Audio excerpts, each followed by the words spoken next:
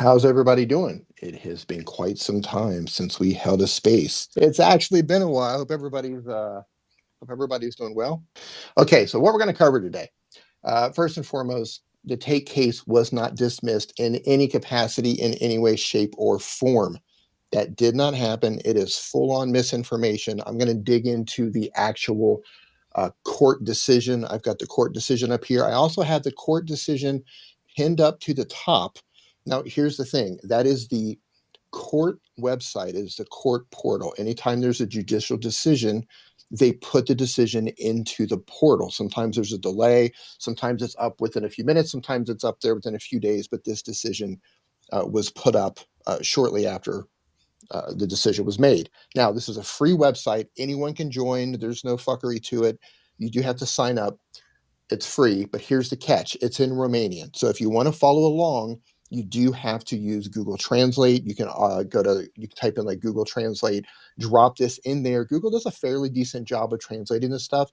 You can also hand translate segments if you're using AI to do it as well. So everything that we're going over today, you can follow along. So I always bring sources for everything. That is the court website. So this is not a scenario where are you getting your information from? This is the court website. This is the court decision directly from the judge. And I will be bringing people up to speak a little bit later. So just go ahead and put your hands up. I'll be bringing them up first come, first serve in the order that I find them. So I'm going to dig into all this. And I don't, today's space is not going to be super long. And this isn't going to be a battle space. I just want to go over some of the facts because there's so much misinformation out there and people just getting all of this stuff completely wrong. So let's first talk about what the charges are. The current case that this is for the first Romanian criminal case. In this case, Andrew Tate was charged with forming an organized criminal group. He's charged with human trafficking in continued form with 4 material acts. That means 4 victims. And he's also been charged with rape in continued form. That means that it happened over a period of time more than once when you have continued form added to it.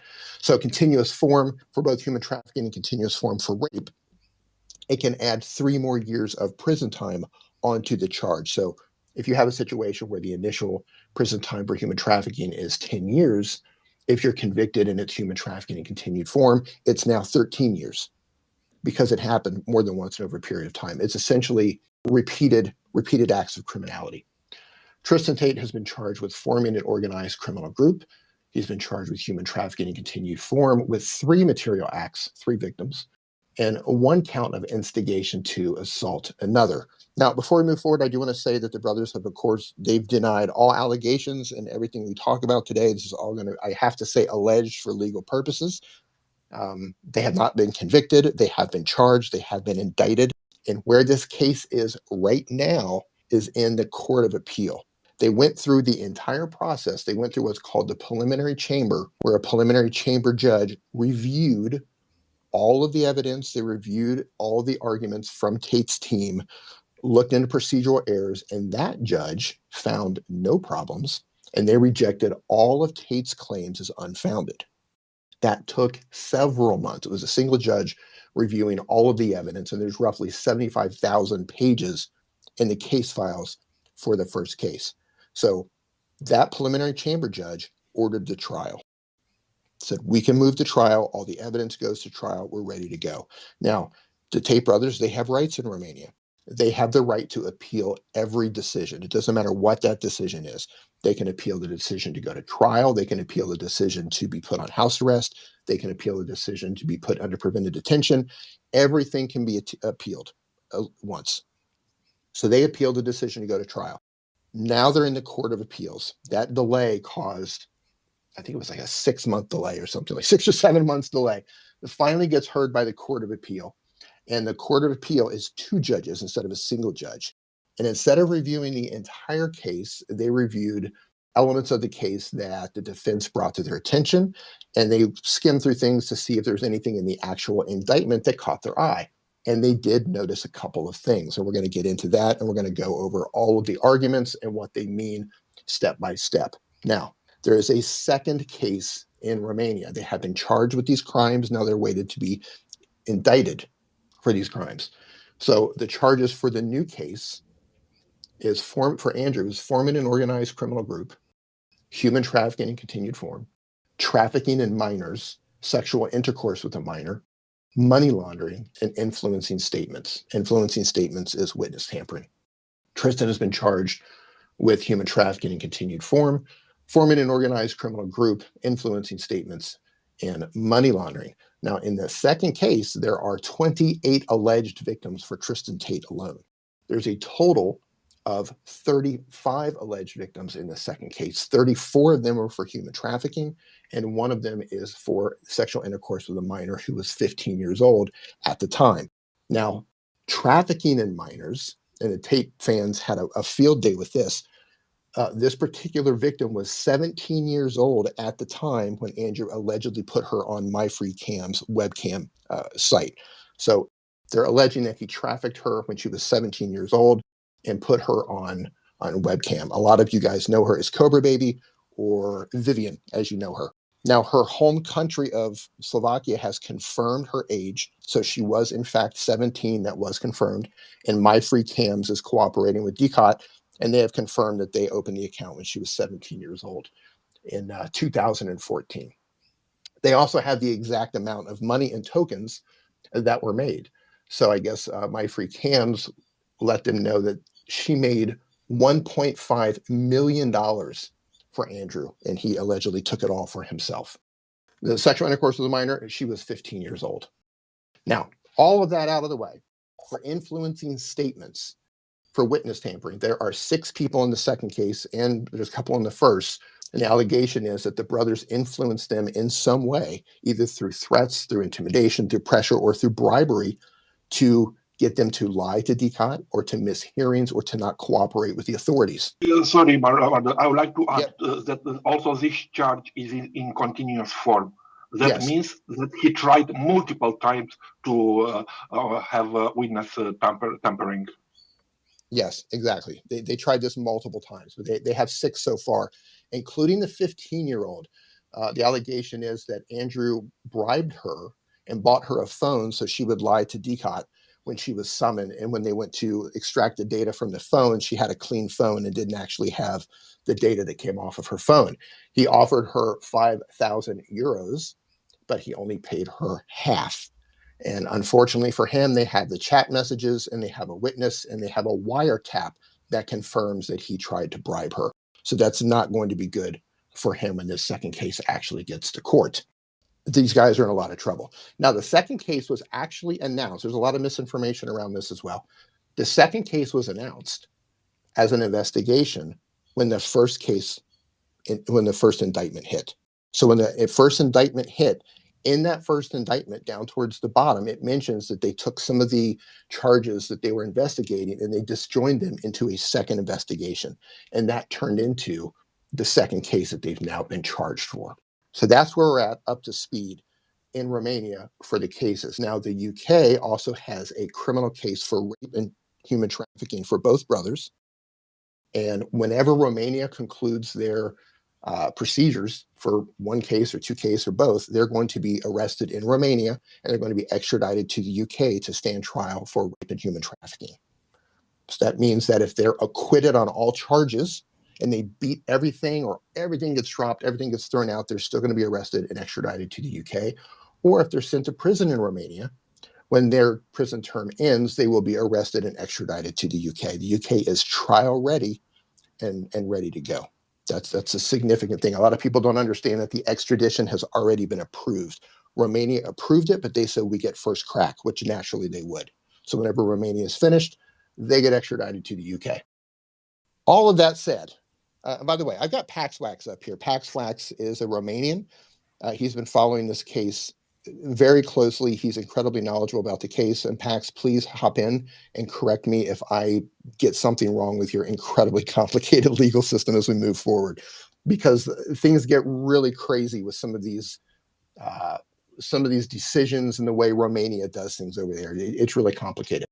So here's what we have. Again, if you go back up to the link up top, if you're following along, if you've translated that or you want to translate it later, I'm going to be addressing the actual issues that were found by the judge or issues that were raised by Tate's defense team that the judges thought were that were okay. So the first issue here is the manner presenting the factual situation and describing the elements in the case of human trafficking offense committed by the appellants Radu Alexandria Luana and Nigel Georgiana Manuela. So we're just going to call them Georgiana and Luana. What this means that the judge found issues. This is the first issue here. The judge found issues in how the prosecution described the facts and the legal elements of the human trafficking charges against Luana and Georgiana.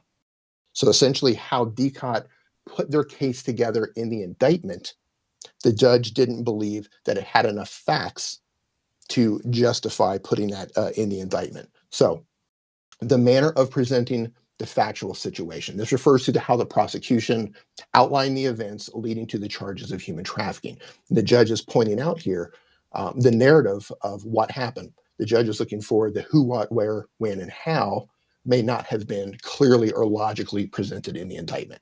So those facts that's been put in the indictment so far are apparently lacking details, making it difficult for the judge to understand or connect the alleged events to the charges.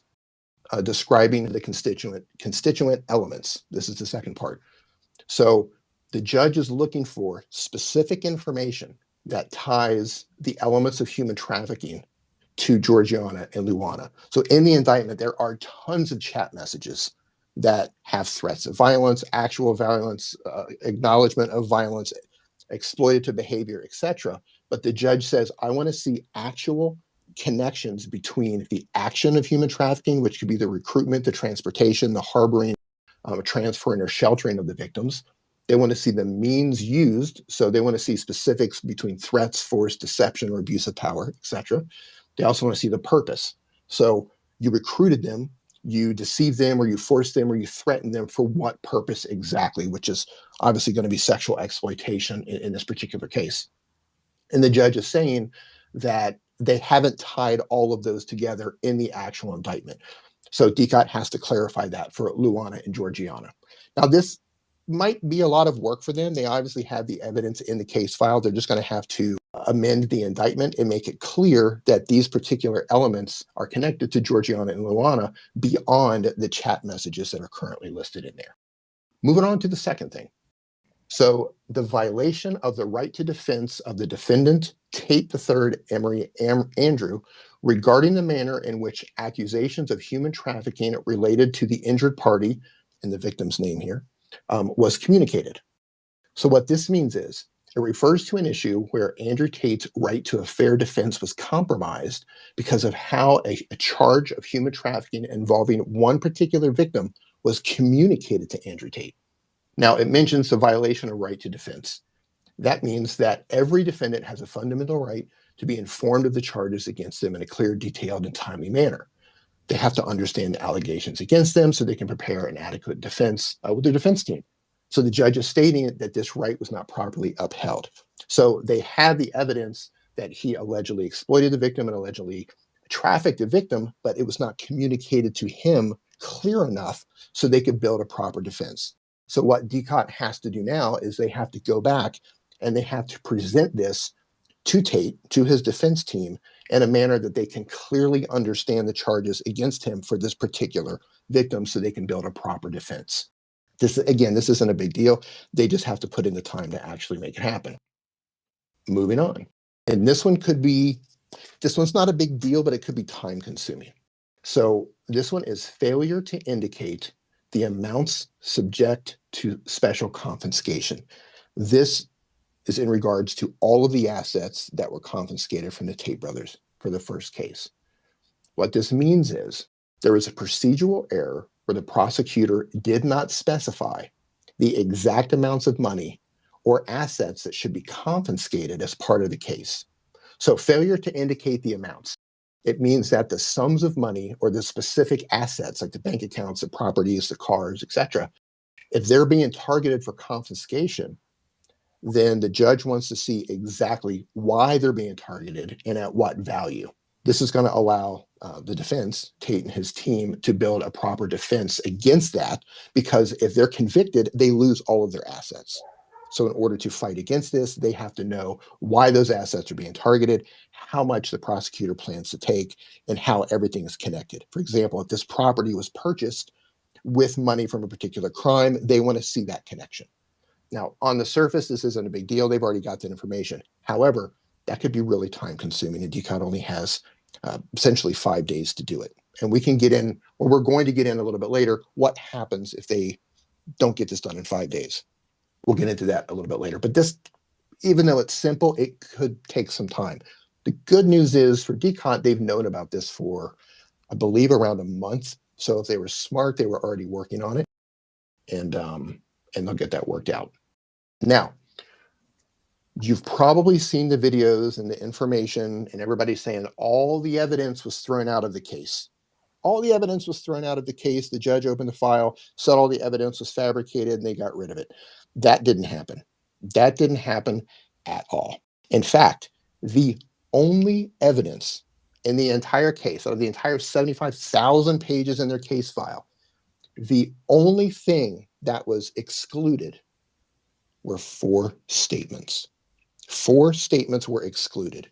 2 of those statements belonged to the Tate brothers themselves, and the other 2 belonged to 2 victims. Now, let's focus on the 2 victims that their statements were removed. This is where it gets confusing. The 2 victims were an American victim and a Moldovan victim. Because they were in Romania at the time and they were planning on leaving Romania, they gave 2 statements. One statement was a normal statement to DCOT, the authorities who built the case. They handle drug trafficking, human trafficking, etc. They gave one statement to them. That statement is the main statement. That's the statement that's going to be used in the case primarily. That's the big statement. That carries the most weight. The second statement, because they wanted to get them in front of a judge so the judge could hear their statement because they were going to leave the country. Now, Romania has something called an anticipated hearing procedure, or a special anticipated hearing. It's Article 308 in the Romanian Procedural Code, if you want to look that up for yourself. And I'm going to read this exactly so you understand what it is. It says, Article 308, anticipated hearing procedure. When there's risk that a victim, civil party, civilly liable party, or witness may not be available for trial testimony, the prosecutor may petition the Rights and Freedoms judge for an early hearing. If deemed justified, the judge immediately sets a hearing date and location, ordering a summons of the party and main procedural subjects. The court hearings take place in chambers. The prosecutor's participation is mandatory. Provisions apply accordingly to hearing a minor witness, civil parties, and victims when the prosecutor determines avoiding repeating hearings serving their interest, considering the person or to cause nature. Long story short, because they were leaving, they needed to get them in front of a judge to give a second statement in front of an actual judge. These 2 statements have been excluded. DCOT can no longer use these 2 statements. However, it's a kind of a nothing burger because these don't carry the weight. These were kind of a formality. Of course, every piece of evidence that gets removed is not a good thing, but these do not Actually, carry the meat. Go ahead, Actually, Pat. I would like to add that those 2 statements didn't been used in the indictment. Right. The D code, the prosecutors use the statements to indict the statements which were given to them, not that court statement. That court statement, it's related just to the trial. The indictment, it was done with those statements given to the prosecutors, and those statements given to the prosecutors are still in the case file. Correct. Yeah, those weren't even in the indictment. So this is a bit of a nothing burger. The meat, the main statements that are important here are the ones that were given to DCOT, and those are considered admissible to the court. So those are trial ready and they're approved for trial. Now, a lot of misinformation built around this is that, oh, the statements were found illegally, therefore everything built on top of the statements, it's a fruit of a poisonous tree, that everything has to be removed, the evidence has to be removed, the case is over. That's false because these statements do not carry a lot of weight. The statements to DCOT are the main statements. They're the ones that were in the indictment. They're the ones that are the meat going into the trial, and nothing was found to be illegal. It was a procedural error. And there's a difference between something being thrown out because it was found illegal versus something being excluded because there's a procedural error. There's a legal difference there. Nothing was thrown out. Nothing has been deemed illegal. Nothing has been deemed as fabricated or false. There's a procedural error. Those two statements were removed. That's it. So that's a bit of a nothing burger. Now, should they want these two particular victims to give additional statements, they can do so during the trial. These two particular victims are also listed as injured party victims. That means that they are going to trial, they are suing the brothers civilly, they've given statements against the brothers, and they will be part of the actual trial. So if they need to give additional statements, they will give additional statements at that particular time. Now, moving on, the Tate brothers had their two statements removed, and this one's weird, and I think this is really sloppy on Deepcott's job here. So the Tate brothers, this is kind of complicated. They gave their statements before they were charged, before they were defendants. They gave their statements when they were under investigation, and they were considered witnesses. Because of this, because of a decision in the Constitutional Court, if you've given a statement as a witness and you're later charged with a crime and you become a defendant, they cannot use your statement that you gave them as a witness against you as a defendant. This is a really weird technicality, and I think it was really sloppy for DECOT to not catch this. So Tate brothers, their two original statements were removed because of a really goofy technicality. So yeah, so that's the long answer of why their statements were removed. Again, it's a bit of a nothing burger. I think that could have probably been handled better. Now, the other thing is this: when they're given statements as a witness, they're not, they don't have the right to remain silent. They don't have the protections that they have as a defendant. So now if they give those statements again, they can choose to remain silent. They've got legal counsel now, so things are a little bit different, and it's up to them how they're going to give their statements now if they choose to give their statements. I don't know how that's going to work out specifically. Now, the key thing is this: despite all the information out there, those four statements are the only thing that got excluded from the evidence. That's it. That's it. Everything else is a lie, and I've got it linked right up at the top. That's the official website. I see this. There's somebody in here just tagging the hell out of me, saying that I'm like full of shit and that nothing was deemed illegal. Look, that portal website linked at the top. That's the judicial decision on the court website. Nothing was deemed illegal. Nothing. Nothing. The Tate brothers told you that it was illegal, but it's not true. And there's the source, the actual court source, linked up at the top. You're being lied to, brother. So educate yourself. You're going to feel ashamed after you learn what's actually going on. So all the WhatsApp chats are part of the case. All the CCTV, all the audio messages, all the computer searched evidence, everything is still part of the case. 4 statements were removed. That's it. That's it. So the majority of the evidence, 99.9% of the evidence still remains. So four statements which weren't used in the indictment. If you right, look very careful to the judge decision, you will see that they are asking to modify the indictment just for those 3 irregularities which you talk about. But they don't have to modify the indictment because those statements was removed because those statements haven't been used to indict. right, yeah. So it's really not even that big of a deal. And this is why I'm struggling with, and I predicted this. I actually made a prediction that whatever was going to happen at the Court of Appeals, the Tate brothers were going to say that the case was dismissed, and it was just going to be this huge misinformation campaign. But I underestimated how much information or how much misinformation was actually going to be shared on this. It's been pretty overwhelming. The Tate brothers are also notorious for sending out false media releases to the media, so the mainstream media will actually print something that's not 100% accurate. They've done this before, and I believe they did this to some of the media outlets now because they're printing just wrong information, which is just wild, just absolutely wild. So no other evidence was excluded. Everything that you just heard me read, that's what the appeal judges found. That was it. That's it. So DCOT has been given 5 days to fix all of this. 5 days to fix all of this. However, to be very specific, it's 5 days from when the full detailed court decision is communicated to DCOT. So it could technically be more than 5 days. But the brothers are supposed to go back to court. Well, everyone's supposed to go back to court on December 10th. So the appeal judges are going to look at what DCOT has done with all this information.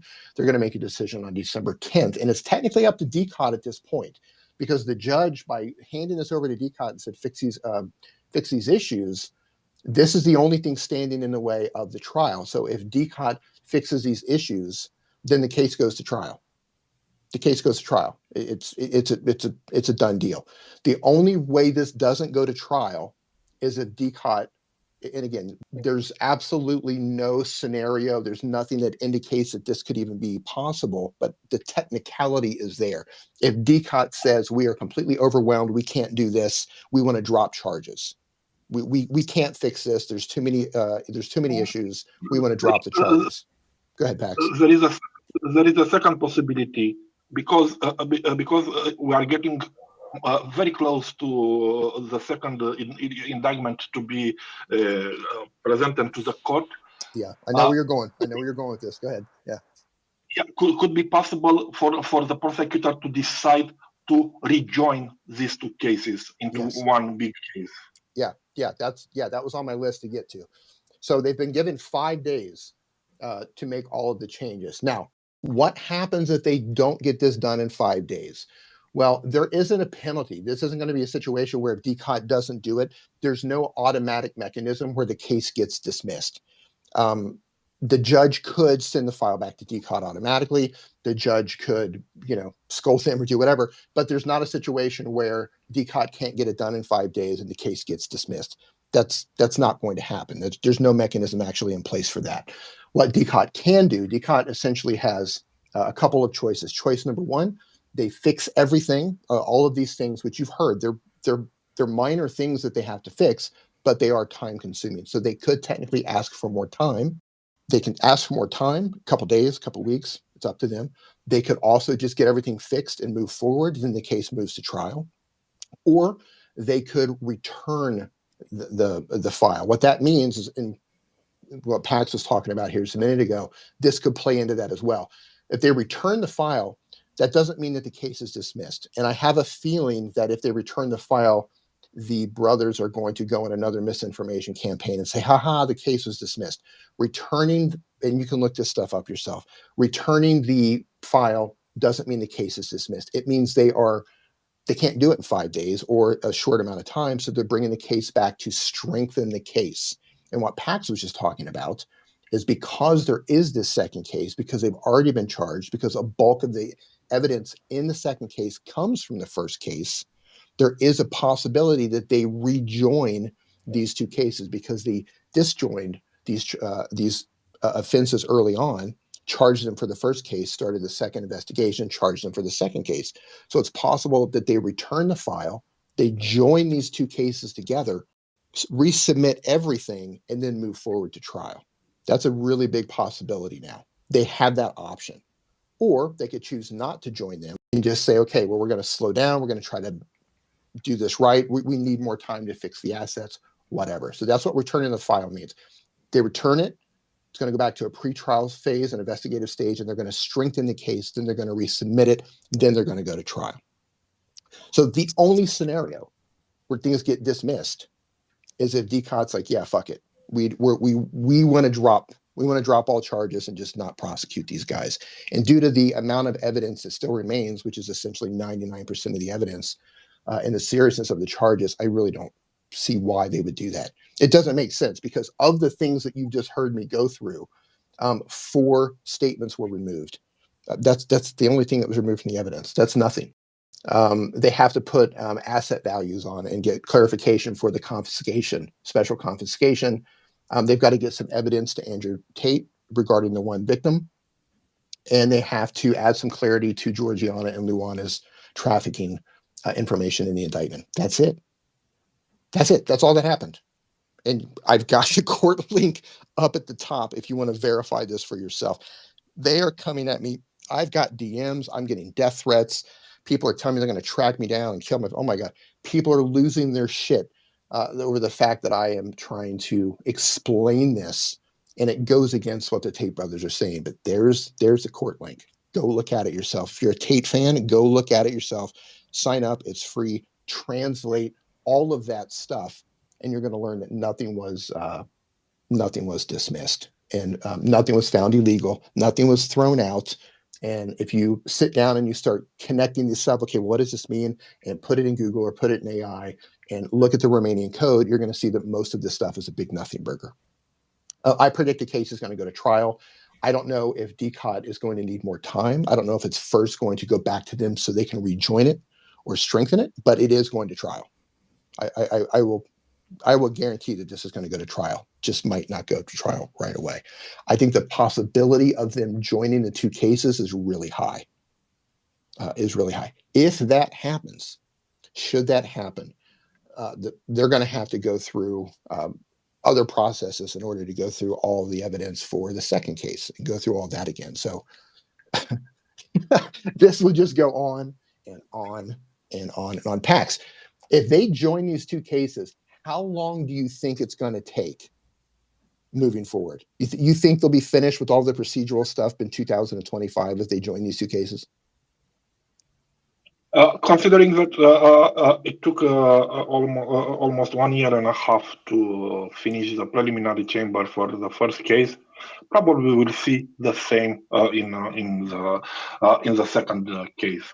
You know, they will have the same lawyers, which will do everything what takes for them to delay this trial. Yeah, I think so too. They've caused a lot of delays already. I mean, both sides have caused delays, but the Tates have also caused a lot of delays, which is kind of crazy considering they're saying, "Oh, I can't wait to go to trial. I can't wait to prove my innocence," and then they cause delay after delay after delay. So we'll see. I mean, if they join these two cases, this is going to cause. Yeah, I might tap out at that point. My whole thing was to see this first case through. If they join these two cases, I mean, I don't want to still be covering these two guys in 2026. That doesn't seem too interesting to me. But again, this is not going to get dismissed unless DCOT just comes to the conclusion that they have completely botched everything and it's just too much work for them to fix. And there's no indication that that's the case. There's just a couple of procedural issues. 4 statements were removed, and they're not even 4 important statements, especially the 2 from the victims, because they're not even the main statements. So a lot of this is a big nothing burger. And we've seen this before. We've seen this sort of misinformation before. Something will happen and they make a huge ordeal over it. If you remember when the brothers were removed from house arrest and given judicial control, which is essentially bail, they did the same thing. They said the judge looked at the indictment and said there's nothing there. It was garbage, and they threw it out. We're free. They did that. They made videos talking about that then. Same thing. They did the same thing about the U.S. lawsuit where they are suing 2 of their victims for defamation, and they're also suing the victims' parents for defamation as well. That case is just now entering discovery. And before they even entered the discovery phase, they pushed out misinformation saying that the judge ruled that the 2 victims lied about the brothers, that they fabricated evidence, that they made up the stories. And that wasn't true. They just bold-faced lied about that. And they just ran with it, and everybody ran with it. The victims were caught lying, and it wasn't true. Because of that, they got a partial gag order from the court to where essentially they were warned to tread carefully, and they were told they're not allowed to say anything that could possibly endanger the victims or possibly intimidate them to the point that they might not want to participate. So because of that, they backed off of that. But that's dirty stuff. So this sort of misinformation isn't new, but they're kind of going wild on it, though. I'm going to bring a couple speakers. Maybe have some questions. I can't guarantee I can answer every question today about this if you've got them, because this is all we have is the judicial decision and what we know about Romanian code. But we can do our best. Winston, man, welcome. How you doing? How you doing, Murdered by Crayons? I hope you're doing well, my man. Yeah. Likewise. So I don't know if you noticed. I don't know if you noticed, but when Andrew was talking about these women, he was saying all their names. So he purposely did that to dox those women. Yes. So that's actually fucking disgraceful thing for him to do, man. It's really horrible. He's like, he said he was stating their full names. Like, oh yeah, this woman, she got her statement trucked out, saying all their full names. And I said to myself, you know what? You're actually a real disgusting piece of work, because those girls, I don't think you're not even allowed to do that, because aren't they covered under the Yes. and they covered it under the law as a victim. So he purposely doxed them, Yeah. and like gave out their full names so people could actually, so like his fans could go dox him. And the reason why he's lying as well is because he wants people to say, he's like, oh yeah, my case got dismissed. I'm like, bro, why are you lying? You're talking from your house. You're not. If your case was dismissed, the first thing you do is leave Romania. Stop lying. Yeah. That's the main thing I'd say. And the problem that I think is going to happen right now is, I don't know if you saw, I know you definitely did see it, the whole thing with CoffeeZilla, where he was like, oh, this guy, he's doing this thing. If you send him a thing that said he's gay, you know, only 800 people messaged him, like 800. Like, remember, he was the most Googled man, like he was being followed, like he went social media storm. Only 800 people messaged him on email. So I think his power is now going down, down, down, down, down. I think he's going to be hitting irrelevancy very, very soon. And the other thing is, with these crypto pumps and dumps, here's what I think is happening. He's got to deal with all these cases, and you got to remember, even if you're a billionaire, you can't afford the amount of cases that he's got. Think of all the charges he's got, how serious they all are, and then once he finishes the ones in Romania, he's got to then deal with the UK and then potentially USA one. So he needs to get a huge influx of money, regardless of how much money he had beforehand. So he's doing these crypto pumps and dumps, like with the Daddy one and the G. So what he's saying to people is like, buy crypto, buy crypto, buy crypto, and then he's going to rug pull it and keep all the money for himself to pay off his legal fees. He hasn't got any money. Like, he hasn't got the money to handle every case that he's got coming up against him, because it's too much. Yeah, I mean, I don't know about his finances, but it makes sense. I mean, anytime they go public and they start saying, "Yeah, we beat the case and everything's dropped, we're innocent," yeah, of course, they're gonna drive students into their online school. They're gonna be able to pump their coins a bit. They need, for sure. This is expensive. So what I was saying is, it's not so much you have to know his finances intimately, but you got to think, how long has he been fighting this since? What? Not last Christmas, but the Christmas before. And you got to think of all the legal fees he's trying to get, and so then that's going to cost him money. And you got to remember, there's no real. It's not like he's investing money into a business. It's just dead money. He's paying money to a lawyer, and there's only so much money that you can pay out without it starting to really affect you. So he might be spending, like, let's say 10 grand a day. That's what, 30 grand a month, if not more. And it's going to really start cutting into his finances, because he can't afford to fight every single case he's got. And remember, they're all serious charges as well. Me personally, I think what's going to happen is next week, Diacot is going to come back, and they're going to start the trial next week, because there was only 4 statements they said they had to change. No, they don't have to change them. They just excluded them. They don't have to change the statements. They have to add some clarity for Luana and Georgiana, and they have to add some asset values for the confiscated assets that they took, and they have to give Andrew some more information about one of the victims. That's it. That's all they have to do. Here's the thing, though. So they have to go back to court on December 10th, but I don't expect a decision on December 10th. What's going to happen is DCOT is going to come, assuming DCOT does everything that was requested. They're going to bring all the information to the court on December 10th, and they're going to present it to the judge. And then the judges are going to have to review everything to make sure that it was done as requested. Highly unlikely we're going to get a decision on the same day. Possible, but unlikely. Now, in the event DCOT presents everything that was requested, they bring that to the judge. As long as they did everything, they're going to trial. But on that day, whenever they make that decision, they're not going to announce the date of the trial. The date of the trial gets announced on an additional hearing. So the Court of Appeal can accept DCOT's amendments to the indictment, and they can say, okay, we accept this, we're going to order the trial.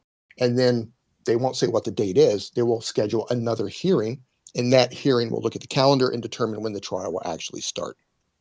Or December 10th could come, and they say, okay, well, DCOT chooses to return the file. They're going to strengthen the file, or they're going to join it with the second case, whatever they're planning to do.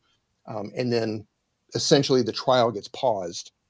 The case goes, or the file goes back to DCOT, and they get to work on it. They're going to join it or strengthen it up if they're just going to keep it single, and then come back and resubmit it when they're ready. Now, here's what's going to happen. So in 5 days, so I think 4 days from now, because the 5 days started yesterday publicly. So I believe we're going to see a massive push of misinformation from the brothers and their entire PR network, saying that 5 days came, they're dropping the charges. Like we told you, the case is dismissed. But keep in mind, they don't go to court until December 10th. So they're not going to actually know about any decision until they go to court on December 10th. So we mentioned how Andrew needs to get more information regarding a particular victim, and it's not the two victims where their statements was removed. Uh, he needs to get more information about that particular victim, and it's very specific, and it refers to they want to know exactly how this trafficking accusation from this particular victim was reported to DCOT. How was it reported to the prosecutor? How they got her phone number to call her, how they got in touch with her, because this particular victim was not part of the raid when they raided the compound. She wasn't there. She was actually in another country. So this particular victim was found later, and they need to know how she was found, how they contacted her, where the information came from, how was it reported. So again, it's a very procedural and kind of boring thing, but it has to be done. It's something that has to be done. I mean, I struggle wrapping my head around the amount of misinformation and people saying, "Oh, everything was illegal." I mean, the court, it's linked right above. It's linked right above. Okay, we have Nicola. I hope I'm pronouncing your name correctly. How you doing, man? Thanks for being Hey, patient. you're fine. Hi, and good evening to everybody. First of all, I wanted to say that you're doing and still are doing an amazing job by breaking down the whole case, let's say, because you've been doing it for almost a year, and I started as a Tate fan in 2022, and now seeing the actual truth behind everything that was being said, it's almost like groundbreaking, like for a person like me. So that's the first thing I want to say. I want to, yeah, Winston almost asked what I wanted to ask you. Was it legal from Andrew Tate to actually name the victims from the first case? Because he went live, live, he did his video where he named the victims. And I don't know, if I'm part of the family of the victim, that wouldn't be very nice to witness. Yeah. So the problem is, remember when you got victim. Yeah. So first off, I'm just going to say yes, it is illegal for him to do that, and he's going to get into trouble for that. And I'll explain to you the reason why. When you have people that have been in vulnerable positions, whether it's been, sex trafficked and human sex trafficked like that, what typically happens is that you go through a period of brainwashing and abuse. That's why a lot of the women don't want to. How can I say it? They don't want to testify because where he's threatened violence, where he's threatened these certain things, you basically brainwash them and like warp them. So the reason why he said that, when you have people will find out their names, they will go and they'll dox you, or they'll go out family, or they'll find this, or they'll find that, and they'll start to intimidate you. Now, what he done, he said the victims' names. So it's a way of people that listen to his stream to go and find them, to harass them, to stop them from testifying against him.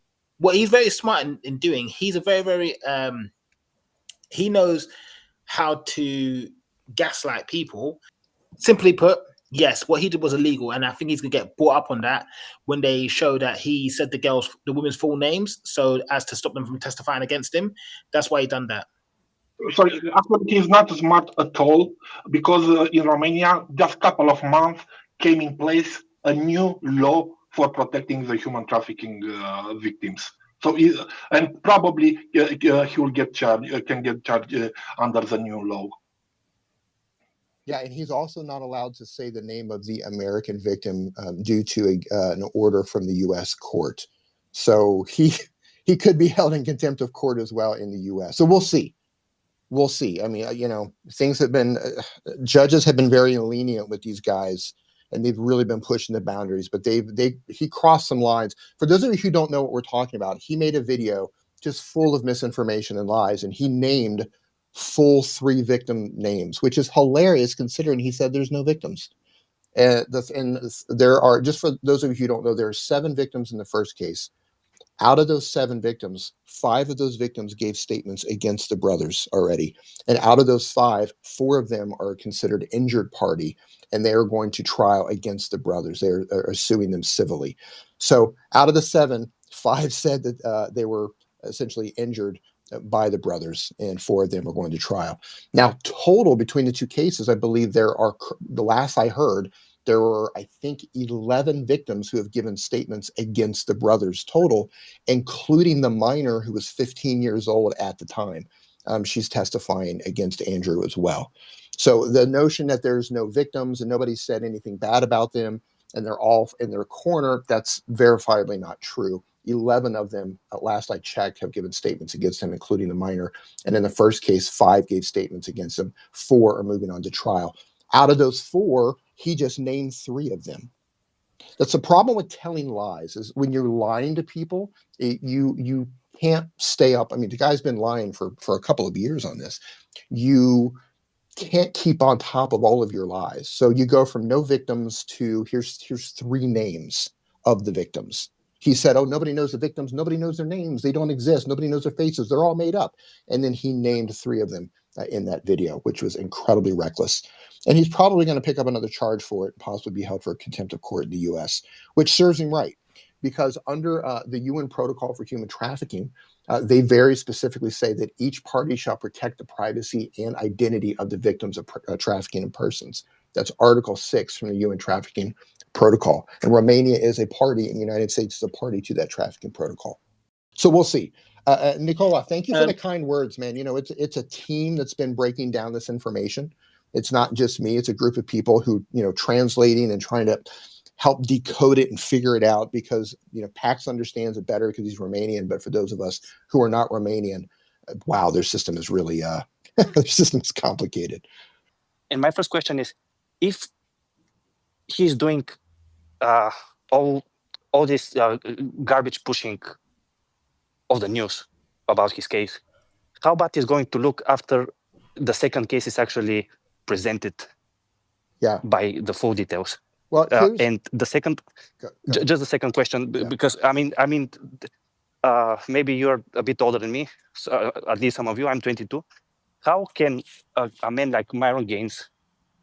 Okay, I will give Piers Morgan the credits because he tried to do at least to push him a bit, but Myron is still like, he didn't answer you at all. Like you gave him so much arguments, and he blasted like it doesn't even exist, and it's in the indictment. Like, that's how I don't understand the defending about his image. So they're really good at setting things up and playing the victim. So they've already started planting those seeds of, oh, unless DCOT comes to the door and they hit us with some new bullshit charges. So what they're going to do is, when they get indicted for this second case, they're going to frame it around that we've got these new bullshit charges, a new made up file, it's all bullshit, etc. They're going to frame it around, we're victims again, everything's fabricated again. But most of these charges were actually announced in June of 2023 when they were indicted. It's in the indictment. It's public information. It's on the DCOT website. They talked about trafficking in minors. They talked about additional human trafficking. They talked about money laundering. They talked about influencing statements. All of those things are documented, and they were documented in June of 2023. So as those charges came to be, and they've been charged with that stuff now, they're pretending that it's new. So when the indictment comes, and this is another thing that they've been taking advantage of. So Romania, when they actually arrest them, okay, they get charged with the crime, but they don't get indicted until later. So they get arrested, they get charged, they get told what the charges are at that time. Then there's they complete the investigation, and then they indict them, which ends the investigation and formalizes the actual case. But before they even arrest them, and before they charge them, they actually have evidence. So people say, oh, that they arrested them with no evidence whatsoever. That's not how it works. And we have documentation. For the first case, DCOT had 2 forms of evidence. They had evidence and they had corroborating evidence before they even filed for the arrest warrant to pick the brothers up in the first place. They were charged. They signed off on the charges. They just weren't indicted. So that's what's happened now with the second case. They were charged with the crimes. That's official. DCOT is finishing their investigation. When that finishes, they're going to indict them. So that's where the confusion is going to come in, they're going to say at that time, oh, we got all these bullshit new charges because the first case fell apart, whatever they're going to pull out of their ass. So just expect that. Pax, go ahead. Hey, Tyson, I see you down there. Hope you're doing well. So I would like to add that we just discovered a week ago that actually there is a third case under the DEBUNKED investigation. Oh, yeah, I forgot about that. Yeah. Yes, there is a third case which is looking into a casino business. And over there, the main defendants are not the Tate brothers. They are mentioned over there. The main defendants are a very known gang mafia leaders from Romania, which they worked with the Tate brothers. And what is very interesting that in that case it involves prostitution, and the Tate brothers are mentioned that they provided girls on their casino locations. They provided for money girls to their clients in those casinos. Yeah, so let me expand on that just a little bit. I'm actually going to pin this up top. There's so much going on with these guys. It's really hard to keep track. I'm going to pin this up at the top. Now, full disclosure, here it is. I put this up at the top. You got to swipe over to get to it. I don't know where this is at now. I don't know if it's been dismissed. I don't know if it's running behind the scenes. I don't know if it's under investigation. I don't know what is going on. We found this. Common Sense Skeptic, who's down in the audience, he said that he actually put this in a video, and we all just kind of glazed over it somehow. We found this by accident digging through court files because other people were being prosecuted, and there's a segment in there that talked about the Tate brothers, and they were being investigated in 2022 for pimping, and that's what Pax was talking about, pimping, like literal prostitution, pimping, and blackmail, and forming of an organized criminal group. And this was allegedly connected to a casino where they were offering girls for prostitution services. Now, again, I don't know where this is at. It could have been dismissed. It could be underway. I have no idea. We are digging into it. Actually, I can bring a little bit of clarification. I don't think that it was dismissed because what we found out, it was at a court hearing where one of the defendants recognized his guilt, and the judges gave him a sentence because he recognized his guilt. Recognizing his guilt most probably means that he's collaborating with the prosecutors from the DEBUNKED, and because the judges gave a sentence to that person, that means that that case, it wasn't dismissed. It's still ongoing under investigation. Okay, so yeah, we'll dig harder on this and see if we can find more information. So let me do a recap really quick for those of you who have come in late. We're talking about the developments from the Court of Appeal and the Tate brothers' massive misinformation push, where they said the case was dismissed. Literally nothing was dismissed. The only evidence was dismissed were 4 statements, and 2 of those statements belonged to Andrew and Tristan, and they weren't really important statements. And the 2 victim statements that were removed were victim statements that were given during a special hearing because those 2 victims were going to leave Romania. They were given during the anticipated hearing procedure, which is Article 308 under Romanian procedural code. They gave 2 statements. They gave their main statement to DEBUNKED, and that's what's actually going to be used in the trial. That wasn't excluded. That's admissible. That's going to trial. That's the meat of their statements. That is fine. Everything is built on top of that. The second statement that they gave, because they were leaving, DEBUNKED wanted to get them in front of a judge to give their statement. So they gave an anticipated hearing procedural statement. Those were removed. And so it's a bit of a nothing burger. So that's the only evidence that was removed, 4 statements. That means all the other evidence still exists. The computer data, the WhatsApp messages, the audio messages, the CCTV footage, the bank transfers, all the financial data, all the witness statements, all the other victim statements, everything else is still intact. Everything. So massive misinformation for that. And for those of you who are rolling your eyes right now saying, yeah, I don't believe you, go up to the top to the nest. You're going to see a link. That is a link to the portal.just.ro. That is the official court website. It is free to create an account. It is in Romanian, so you do have to translate it, but go up there, get an account, translate it, and you will see for yourself. Now, just recapping a bit here before we wrap this space up, the other issues that they found had to do with, obviously, those 4 statements had to be removed. And there's unclear descriptions of human trafficking offenses connected to Luana and Georgiana, Tate's accomplices. What that means is DCOT, or the judge told DCOT, that they need more information, more facts that actually connect them to the crimes. Because in the indictment for Georgiana and Luana, what's primarily there for them is chat messages. Just loads and loads and loads of WhatsApp chat messages. And DCOT wants to see the actual connection. How did they recruit them? How did they transport them specifically? How did they threaten them? How did they deceive them? And for what purpose specifically? They did this very well for the Tate brothers, but they didn't go that extra step for Georgiana and Luana, despite having loads of chat messages, really damning chat messages in there. They want to see that connection. So that's a small procedural thing that DCOT has to fix. The second thing that they have to take care of is an issue regarding asset confiscation. So DCOT has to go back and write in the indictment which assets specifically they are targeting and how much money they're actually targeting and how everything is connected to the alleged crimes. So they have to do that. While that one's going to be easy, it could be time consuming. And DCOT only has 5 days to do this. Now, as I said earlier, if you missed it, if DCOT doesn't get this done in 5 days, the trial does not get dismissed.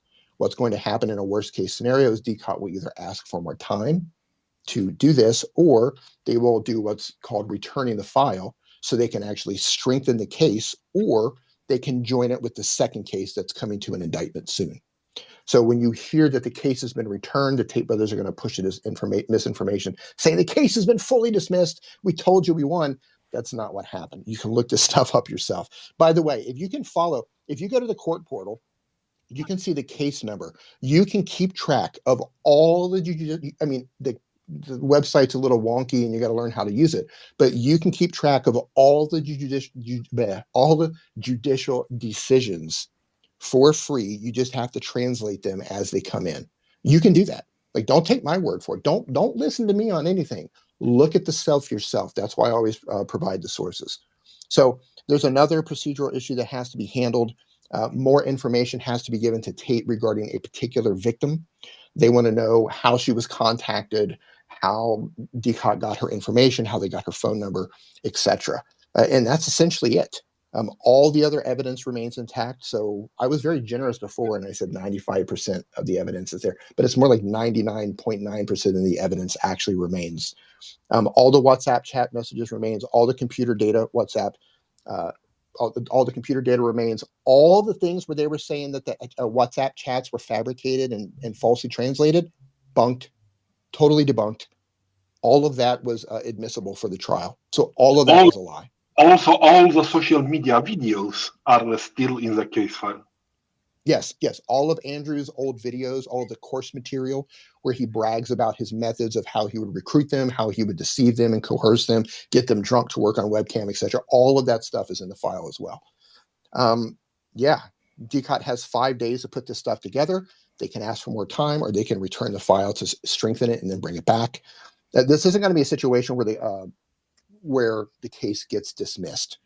I regret to inform you guys. There could be a delay for a couple of reasons. If they decide to join the 2 cases, that's going to cause a significant delay. If they don't join the 2 cases and they just return the file to strengthen it and fix some of these things, they're simply going to resubmit it and move forward with the trial. Or if they fix everything within the 5 days and they go to the Court of Appeal, they're going to move to trial. So there's no scenario where this doesn't end in trial unless DCOT, for reasons unknown, and there's no indication that they had this problem whatsoever. DCOT has done a phenomenal job. There's 75,000 pages in their case file, and there's just a couple of procedural errors that's listed. But unless they just completely overwhelmed and decide to completely drop the case for no reason, other than that, the case isn't getting dismissed.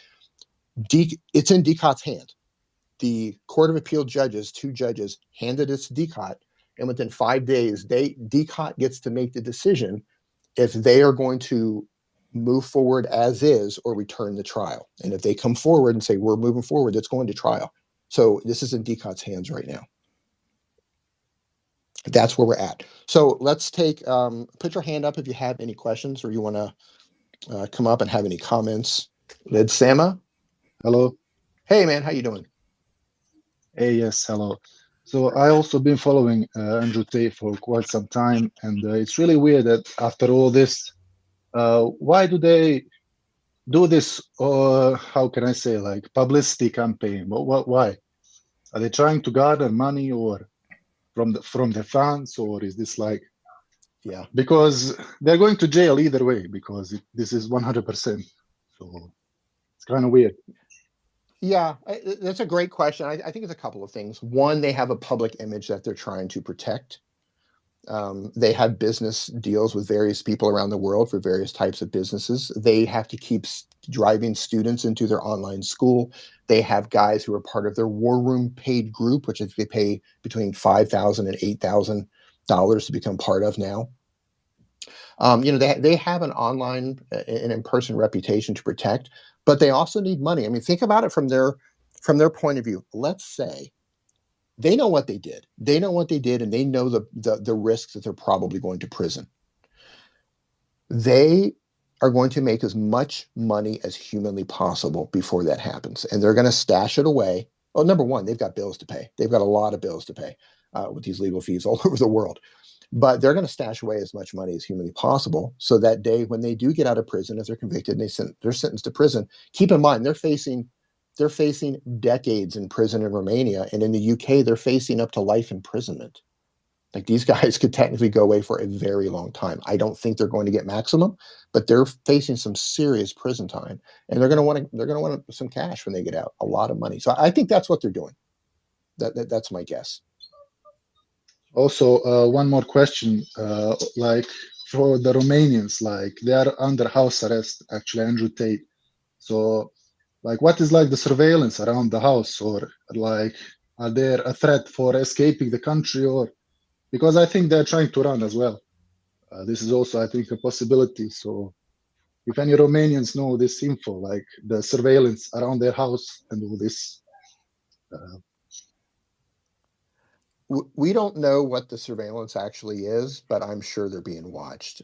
So, in the original indictment and in multiple documents leading up to the indictment, there's mentions that for example, when they were in jail the first time, DCOT alleges that they had plans to escape and flee the country.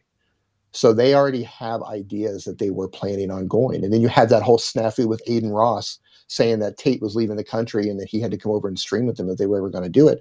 And DCOT jumped on that as well. I mean, these guys have means that they live next to an airport. I don't know to what level they're under surveillance, but I would wager. Let me put it to you this way: they were able to catch statements from the girl who was 15 years old at the time of the sexual abuse.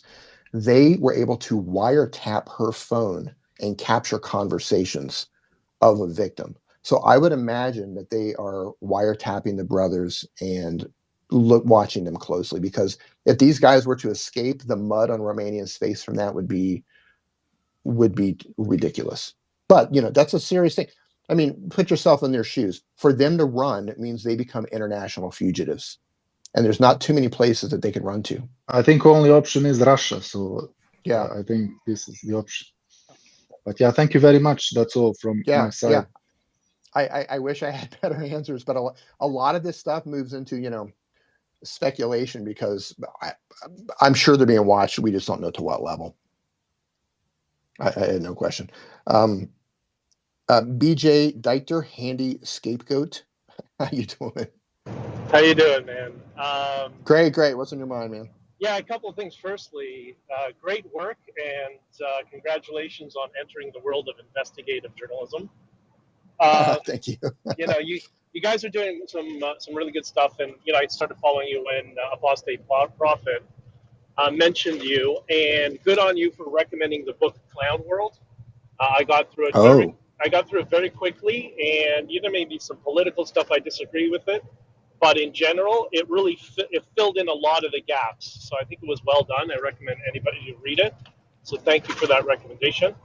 And I just wanted to ask you, uh, why do you think you guys have been so effective in combing through the nuance of the case and everything around these guys, yet Tucker Carlson has been unable to do so and has had them on now twice, and they've just been puff pieces echoing their bullshit story. Any ideas? I mean, obviously, these guys are not going to agree to anyone that's going to push them. The only person that's two journalists have pushed them. One of them was the very first interview with the BBC. Her name is Lucy, and I mean no disrespect to her, but she was not prepared for that interview. She was not prepared, and she took it in the wrong direction. I respect her as a journalist, but she was just ill prepared for that interview. And as soon as she started pushing on him, he wasn't having it in any way, shape, or form. Just, the wall went up. That's not my website. I didn't say that. And that just went nowhere. They ended the interview early. The second journalist that pushed them, who he joins our spaces often, his name is Mircea. He's a Romanian, and we interact a lot. And he was walking with Tristan one time filming, and he asked Tristan about one of the comments from an audio message that's transcribed in the indictment, where Tristan's talking about slaving those bitches. Essentially, he's making the girls work. He's taking the tokens away so the girls can't meet their quota. He's not giving them passwords. He's not giving them access. He's slaving. He literally says, "I'm slaving these bitches, slave work."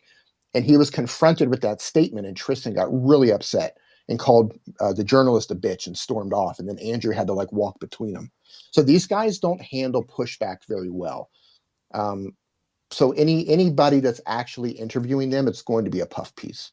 It's going to be a puff piece. It's going to be someone that's agreed to just push the propaganda, because all the interviews that they do, they allow them to just push full on misinformation about their case. And I wish. Here's the thing. Yeah. Go ahead. No, I was going to say, but everything, you've been doing this for a year, and you see kind of all the ancillary voices around them and the push and pull that goes on. But do you have any sense as to why somebody like Tucker Carlson would push a puff piece? Like, is he just going for views and just let him talk? Or have you seen anything, or just no idea? Any clue? You can I think it speculate if you depends on the want. person. Yeah, let me speculate. I think it depends on the person. For example, Candace Owens. Candace Owens is a cheerleader for these guys and just blatantly pushes misinformation for them. But her husband is Andrew's friend. George Farmer is a long-term friend of Andrew Tate. So that's her husband. So she's going to bat for Andrew. I think a lot of these other people, I think it's a combination of people just grifting, trying to get views and clicks and watch time and, get views to their videos and podcasts. But I think some people are being paid. Think about this for a second. Think about how legitimate these guys look when they're interviewed by Tucker Carlson or Pierce Morgan, and they just allow them to run wild with their misinformation, especially someone like Tucker Carlson, where people go, well, Tucker was okay with it, so they must be telling the truth. Surely Tucker would have called him out on his bullshit if he was lying. And then Tucker didn't say a word. Matter of fact, Tucker said, just so we're clear, you haven't been charged with a sex crime. And Andrew said, no. And Tucker says, oh, yeah, because you can look that up and totally see that you haven't. And I'm like, what?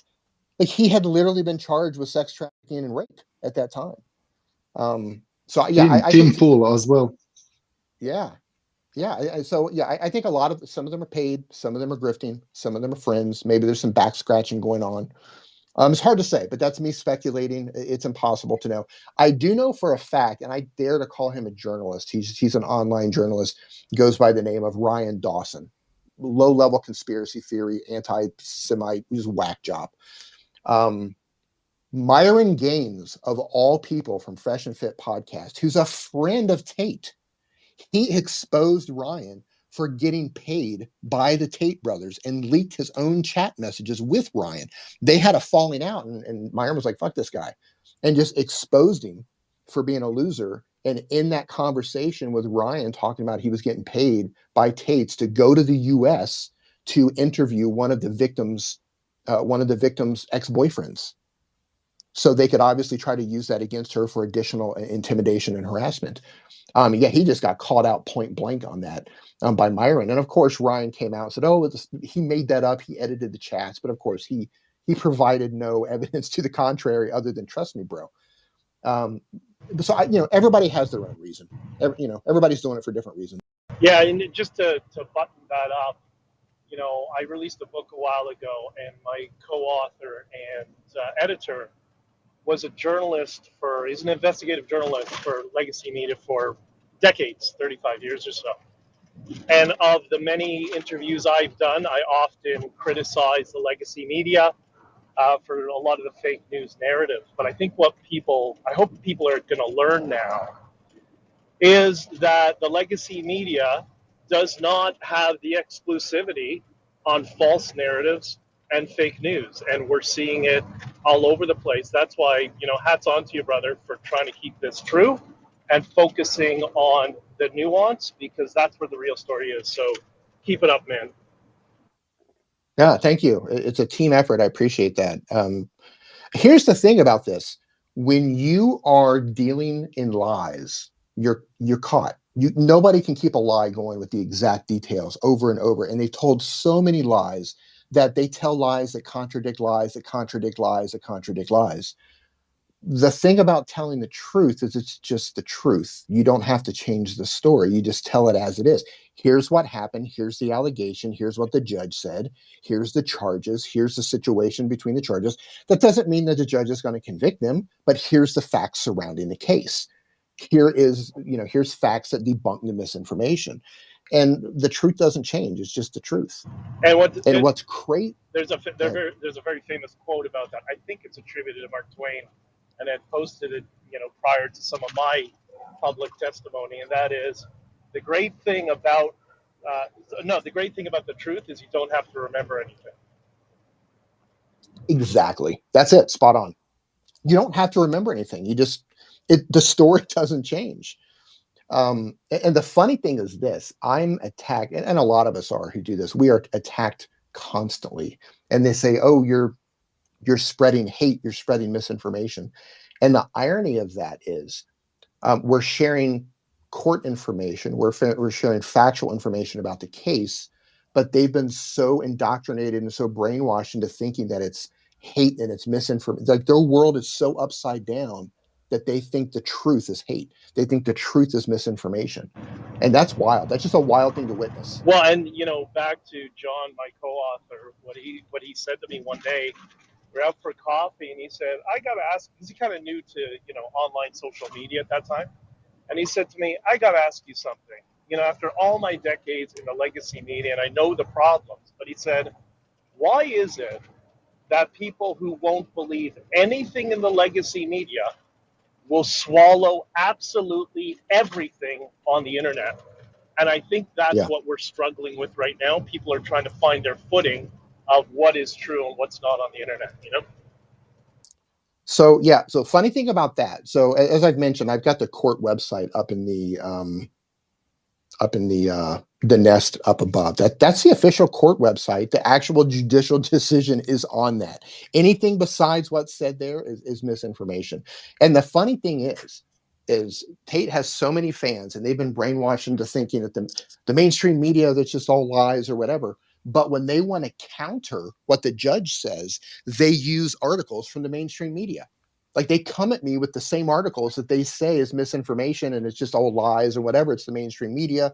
And they use the same articles to try to debunk what a judge said. Well, it's because it's only fake when it disagrees with them. That's the way it works, right? Yeah. It's wild. It's absolutely wild. And to your point about Clown World, the book, we have to schedule this, but I'm going to do a space with the two authors of Clown World. So we're going to go deep into that rabbit hole. We need to get it scheduled.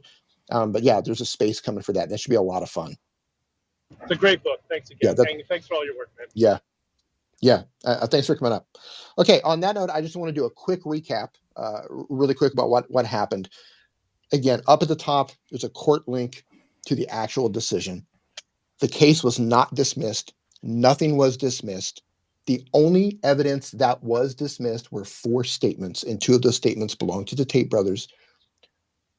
2 of those statements belong to victims. And the 2 statements that belong to the victims, they were secondary statements that were made in front of a judge through Article 308 anticipated hearing procedure because they were going to leave Romania.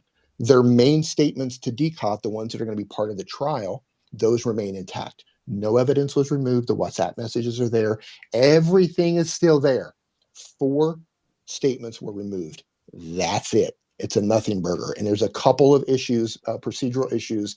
The prosecutor has to add clarity regarding confiscation. They have to tell the judge what the targets, they have to add in the indictment what they were actually targeting for confiscation, how much they're trying to confiscate, and they have to get some information to Andrew Tate regarding one of the particular victims.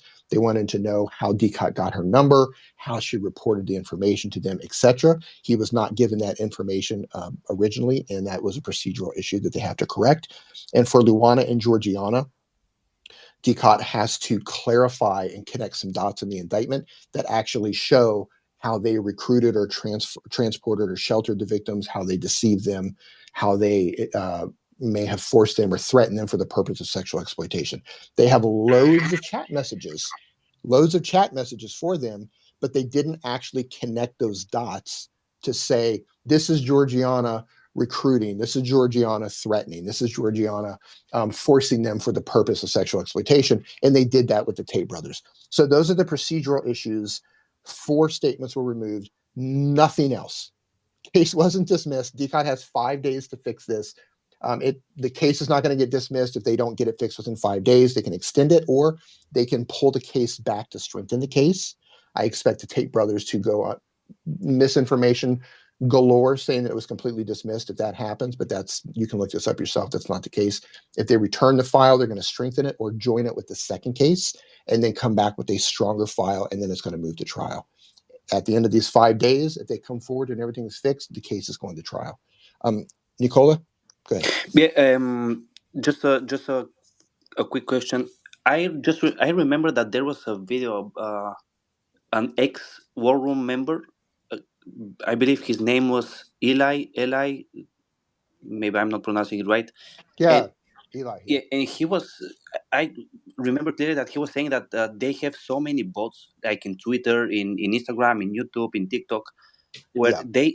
they try to they're searching about the negative comments about Tate and Yeah. just go against them without giving like clearly it's a bot. It's not a real human behind Yes. those comments. And I see you're like giving arguments every time, and you're answering the comments that are attacking you about what you're exposing, like the truth.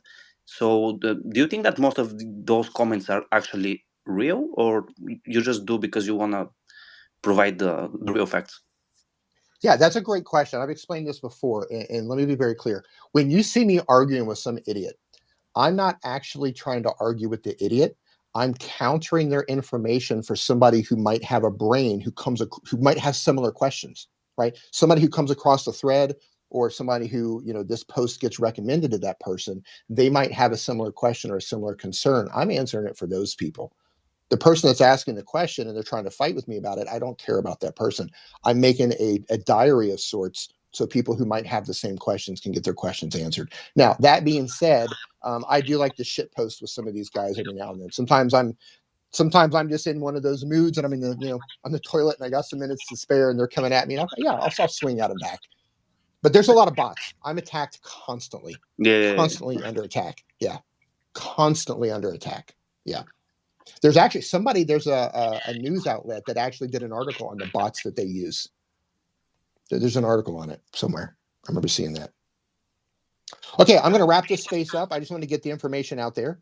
Thank you, everyone, for joining. This is going to be available for replay if you want to share this or come back and listen to it. Again, if you go to the top, the actual court website link is there with the judicial decision. It backs up every single thing I've said today. You do need to translate that information and kind of decode some legalese. But as always, we bring the sources that we do not run on Trust Me, Bro. So thank you for the shares. Thank you for tuning in today. And there's going to be on December 10th, the brothers are supposed to go back to court. I don't expect any big decisions on that day because they have a lot to review. But we will mention it if there's a significant update at that time, and we'll have a space about it. And we do have a space coming. I don't have the date yet, with the authors of Clown World, who it's all about the Tate brothers, which is really interesting. So thank you, and have an awesome rest of your week.